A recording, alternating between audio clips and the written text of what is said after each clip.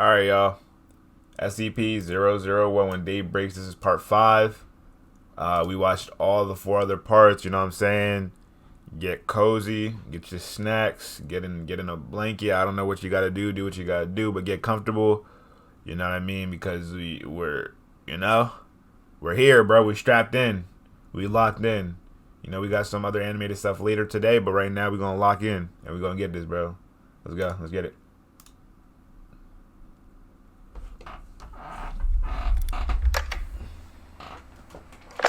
Y'all know me. I'm about to lay back, get comfortable a little bit. You feel what I mean? You know what I'm saying? Oh, here we go. Hold up.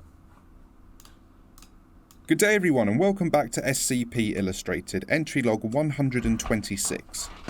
The time has come for another When Day Breaks, and today I bring you 100 Voices, another entry into the story written by myself and Dr. Cimmerian. Be sure to go and check out his channel for more SCP content. Now in this one we are taking a step back from SCP places and instead focusing on just one everyday person trying to survive in the When Day Breaks world. Be advised, this video contains extremely graphic violence and blood and gore. With that being said, and without further ado, let's begin. Man, look at that. Gosh. The following data release has been authorized by the following council members and administration staff.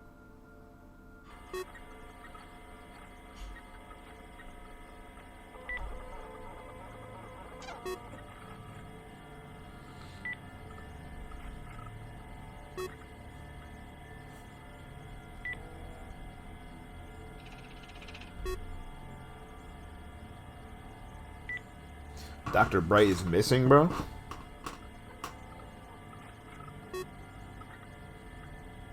I'm not reading this to y'all, just letting y'all know. Read it yourself.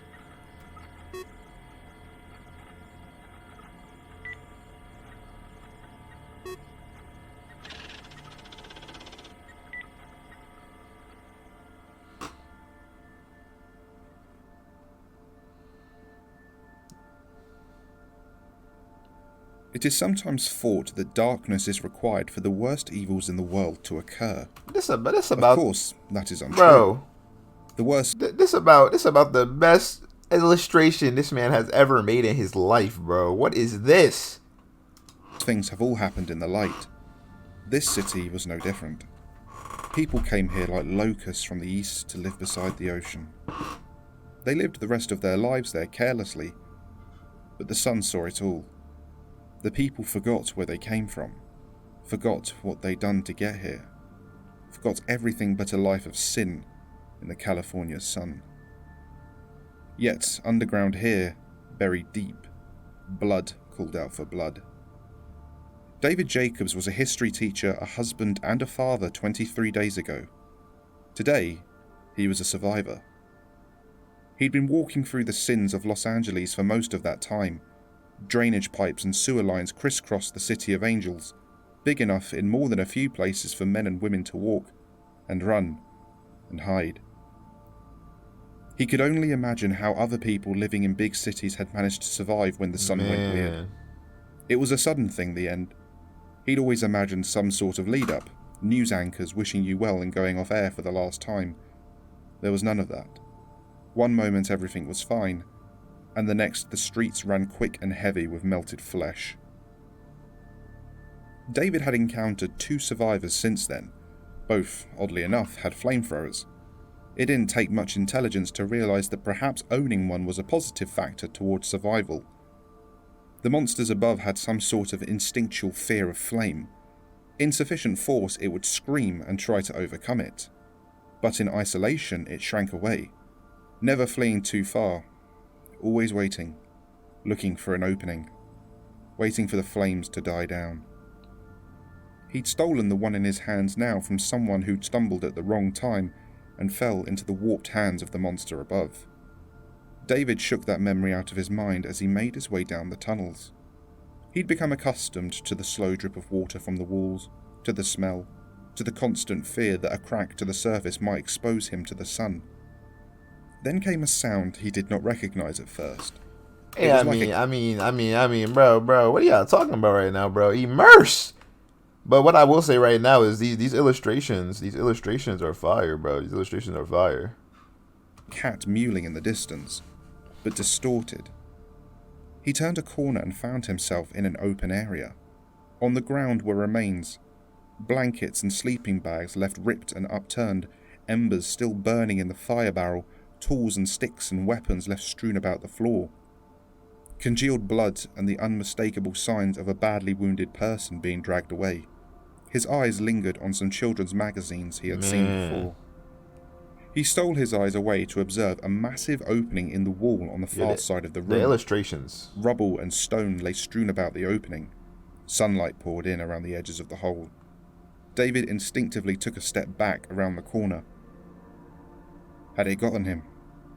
He wasn't sure, but he thought that the panic was actually probably a good sign. He didn't feel a need to go to the surface to greet the sun, so he had to imagine he was fine. The mewling noise stopped. David's eyebrow perked up. Hello? He offered into the darkness. Nothing answered back, but a soft shuffling started immediately. David gripped his flamethrower hard and lit the pilot light inside the flame guard. David backed further away from the corner, keeping his weapon trained. It came closer and closer, a soft shuffling. Thump, thump. Boy, you thump. better run. David knew it was right around the corner. His jaw tensed and his fingers hovered over the trigger, ready to engulf the monster in flame. Matted hair, dirty skin, and bloodshot eyes appeared slowly from around the corner.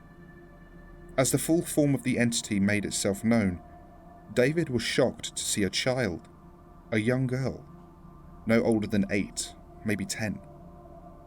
For a moment they just stared at each other. David approached the girl. Her bloodshot eyes suddenly glowed a brilliant amber as the flame reflected off of them. She retreated back against the wall. Oh, sorry, he said, before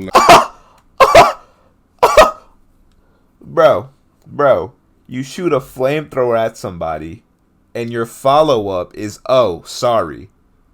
Nigga, Yo, there's no way, bro. There's no way. There is no way. lowering his flamethrower. It's all right. I'm not going to hurt you. David said, putting a hesitant hand out to comfort the child. What's your name? After the fact, he says, it's alright, I'm not gonna hurt you. Oh, nigga, you got a flamethrower paid at my way. I might run away. The other way. Shit. Just because they monsters out there don't mean you not one also. It's, bro, little girl looked terrified, dog. The child She needs some chapstick. I ain't cap. said nothing, but fresh tears began to stream down her cheeks. That camp. It looks like it was very recently abandoned. Is that where you're from? The little lady sank to her knees as her eyes welled up with more tears. David swung his head around to look back over the deserted campsite once more. She like a lighter grudge. A man smiled as he tucked his daughter into bed with the rest of the children. The small community of 12 survivors had built something of real substance here. There were only 9 able-bodied adults if the worst came to pass. Still, there was cheer. For days now they'd been able to make small raids on the surface for supplies. Cans and bottles from the nearby grocery store were lined up along the south Is this wall like a of the camp, flashback? enough for weeks of survival if necessary. At the centre of the chamber was a small campfire, as large as they could make it without making the entire chamber fill with smoke. All around the campsite were makeshift tables made of abandoned junk. A table-sized wooden spool here, a hunk of metal with a flat top there. Small things that made it almost feel like home. On top of the wooden spool there was a chessboard with pieces already placed. Nearby, just off the floor, were a Monopoly board and a selection of books and magazines for the children. The scene was interesting to the single eye that had pushed itself through one of the nearby pipes. It then slowly poured out of the pipe, little by little before finally dropping down onto the pipes above the group. It slid along the cold metal, looking down on the group around the fire beneath it. The flesh rippled shades of yellow and orange as it slid its way further into the chamber. One man in particular stood out to it. He had a habit of swinging his head back when he laughed. It maneuvered itself just above the man and waited. Before long, another echoing round of laughter filled the campsite. and the flesh made its move. The round of laughter was interrupted. Oh my god! Yo! He caught him, dog. Bro, when y'all laughed, y'all put your head back out. Why? Like if you don't laugh sitting forward, man. If y'all don't torch this man, flame on, like now, immediately, now. Interrupted by the sound of coughing and spluttering as the man dropped to the floor, clutching his throat. Others rushed over to help, but backed off quickly as they watched his stomach rapidly expand. His abdomen became momentarily distended before the man's torso exploded. The others stood there covered in blood and gore. No, sir! Watched in horror as the crimson body of a flesh creature rose up out of their former friend.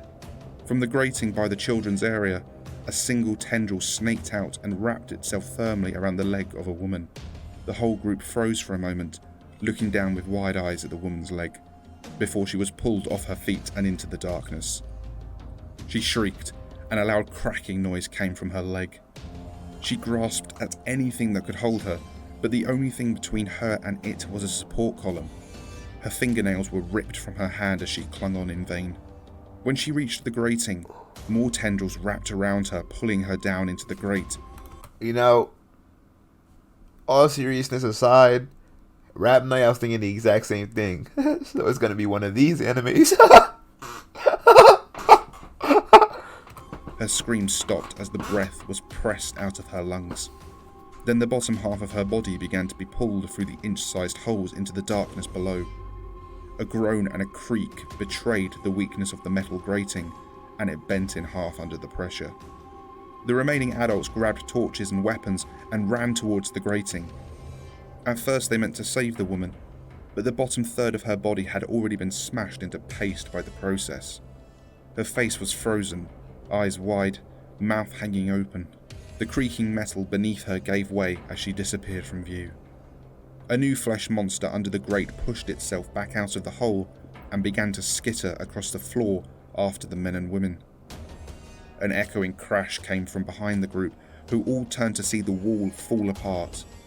Several colossal conglomerates of flesh fell out of the hole and began flooding. Nigga, 3 colossal titans popped out the cutty.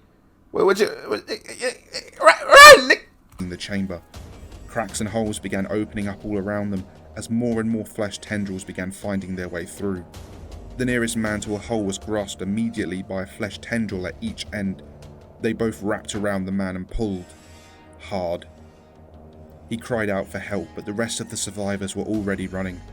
Both creatures were reluctant to relinquish their prize, and before long a soft, squelching noise was followed by the man tearing in half. Both halves of his body fell to the floor with a thud. The remains were swiftly pulled from view. Another of the men hid in a hole near the outskirts of the camp. There was no light here. He was trying to keep his breathing under control. The slow drip of an open pipe behind him was drowned out almost entirely by the screams of his former companions as they were tracked down one by one. The last scream cut off, and he closed his eyes. A soft patter of something warm started to drip on his head from above. He looked up, and the lifeless eyes of a woman stared down at him, bleeding from the mouth. Suddenly, she was snatched out of view, and he held his breath. One of the open pipes behind him, about half a foot in width, grew a pair of eyeballs and looked at the man. He felt himself begin to hyperventilate as a cacophony of voices headed his way. He felt something slick and wet tighten around his ankle. Yo, this is crazy. Bro, you're hiding, bro. I don't think y'all imagining this. He's hiding in the dark. Cannot see a single thing. Alone. He feels a soft liquid drop onto his body. Suddenly something snatches his ankles, bro. Nigga, you got me. As he was violently pulled from his hiding place, he struggled and flailed, but more tendrils ensnared him. Brought back to the chamber, he he saw the remains of his former friends now standing as flesh creatures. The flesh had worked holes into the tunnel ceiling, and sunbeams were now streaming in. He pleaded and cried, but gained no favour. He saw a blinding light, felt the warmth on his skin, and then felt his face slide off his head.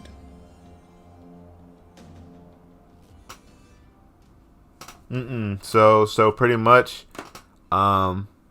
you cannot commit suicide because they'll just bring you back to life. You're not able to commit suicide at all. That's not an option. If you commit suicide, they're just gonna bring you right back.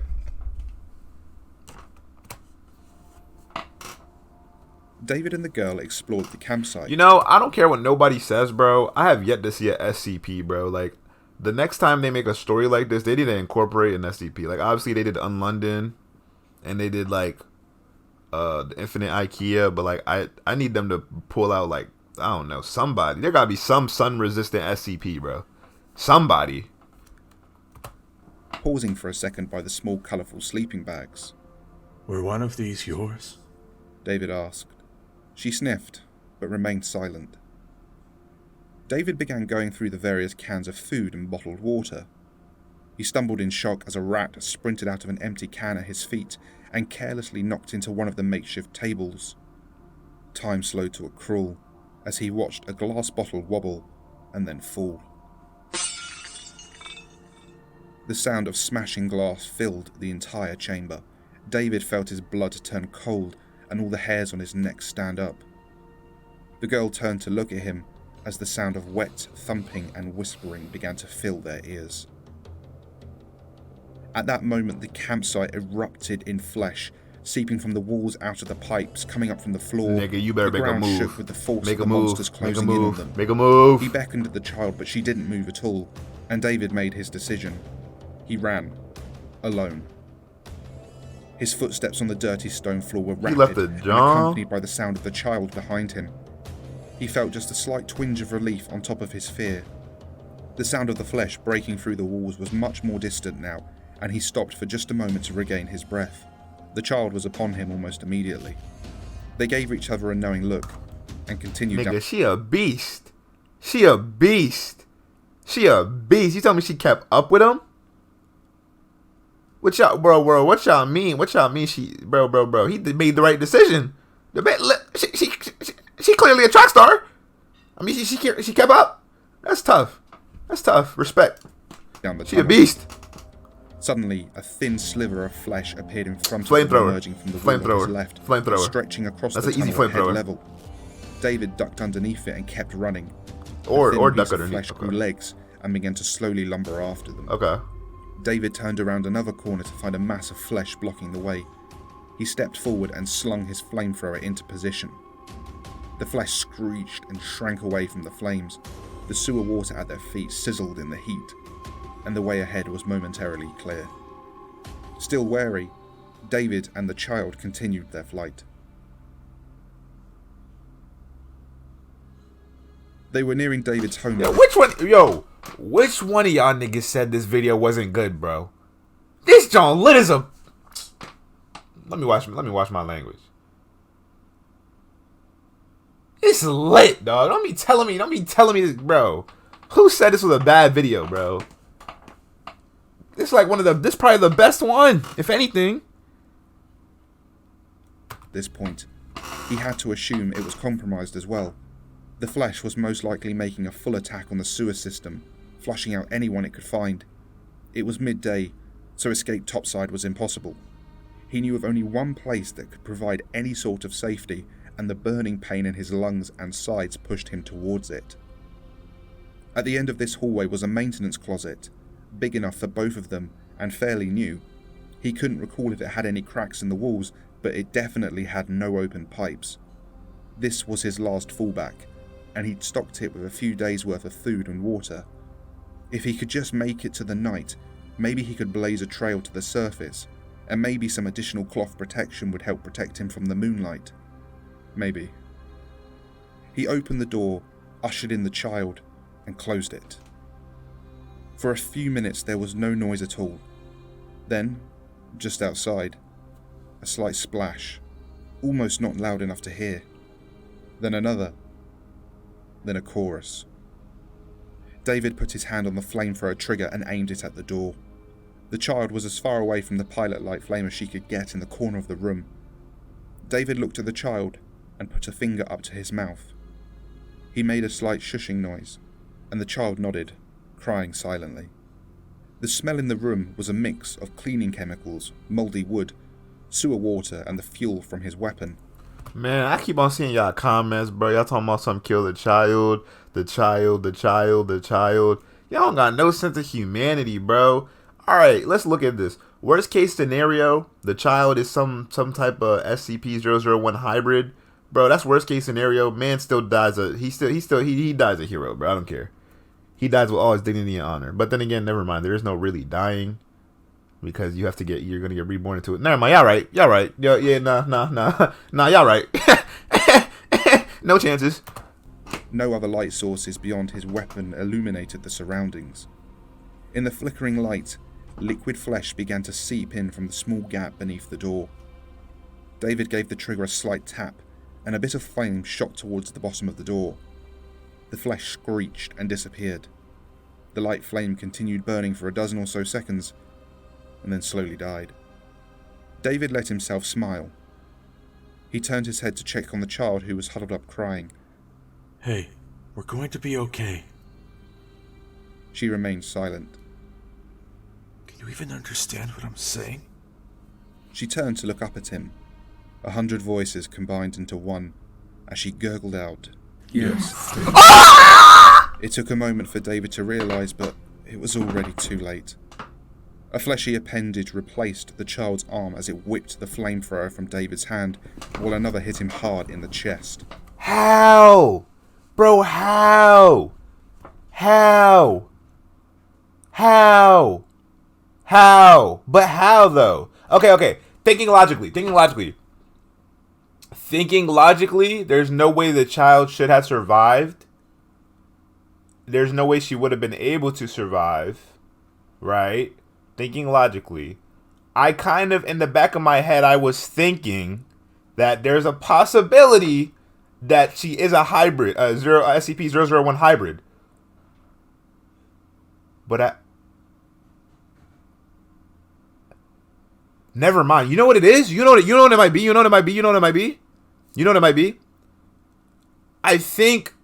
I think they're just using her head. But no, she was crying. So how? Yeah, exactly. How are they evolving?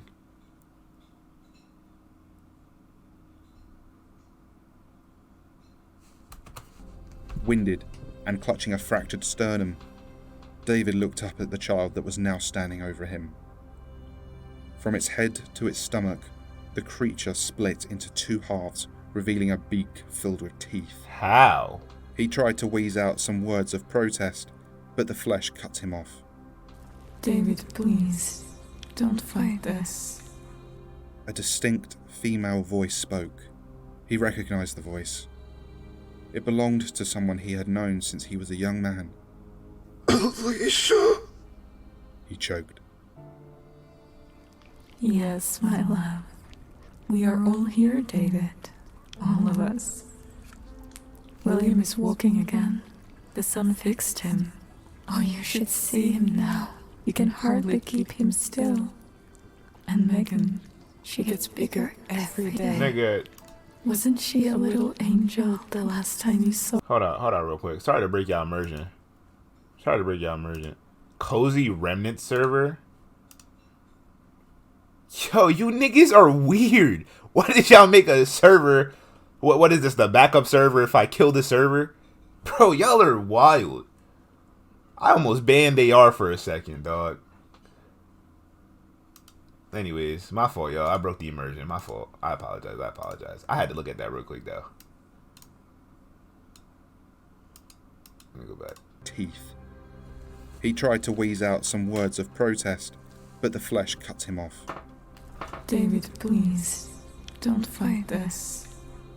A distinct female voice spoke. He recognized the voice. It belonged to someone he had known since he was a young man. Alicia? He choked. Yes, my love. We are all here, David. All of us. William is walking again. The sun fixed him. Oh, you should see him now. You can hardly keep him still. And Megan, she gets bigger every day. Wasn't she a little angel the last time you saw her? She was just taking her first steps. Even your old dad is up here with them. But the children miss their father. Please, it's time to come home. Nah. As he heard his children's Blast names, he them. wailed Blast and wept before the flesh, Blast them. reminded of the day he lost them. The day he lost them all. Fear, anger, sadness, and finally acceptance. Resigning to his fate, David dropped his head as the beak closed around him. Bro, you should... Bro, David, bro. The flesh didn't speak. It crushed the door from the outside, and the little girl monster walked out, dragging the dead man behind her. He was unceremoniously dropped to the floor before another flesh creature carried him away. Alicia's voice quickly melted into 100 others as the flesh child quickly returned to its previous form. Strands of flesh flattened to create hair, while white opal spheres filled the eye sockets. The low light of the tunnels had proven quite the boon to the flesh. Though few, the unnatural features that did present themselves were always overlooked. It then went back into the tunnels to look for more survivors. So you're telling me that's how the creature looked the whole time? And that concludes 100 voices. Wait. So you telling me this is how the nigga looked the whole time? There is no way. I don't care how much you've been through in your life, how crazy shit is getting, how low light it is. You not mistaking that. Where's it at? You not mistaking that and this. How?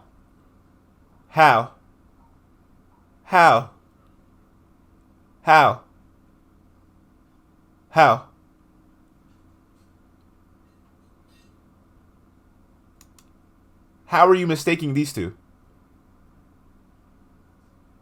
Because according to this, it says, Alicia's voice quickly melted into 100 other blah, blah, blah, blah, blah, blah, blah. The low light of the tunnels had proven quite boon to the flesh.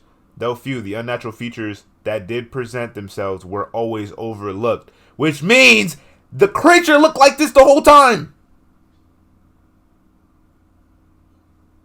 The whole time. The creature looked like this the whole time. Yo, that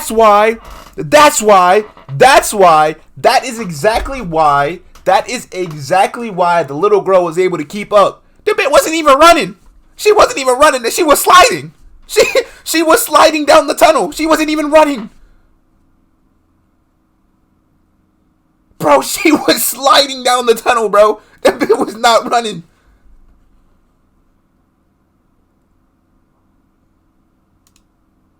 How you mistake the two? How in the world? How? Cause, bro, if you're not immersed, you're probably not as passionate as I am right now. Like, I'm thinking, what if I'm the survivor and what if I'm in that situation? What am I doing? First of all, flame on, you getting blasted off the rip. How in the world do you not see that this is what it is? Ain't no way in hell. Ain't no way in hell. Yo, SCP Sundays be getting lit as a bit.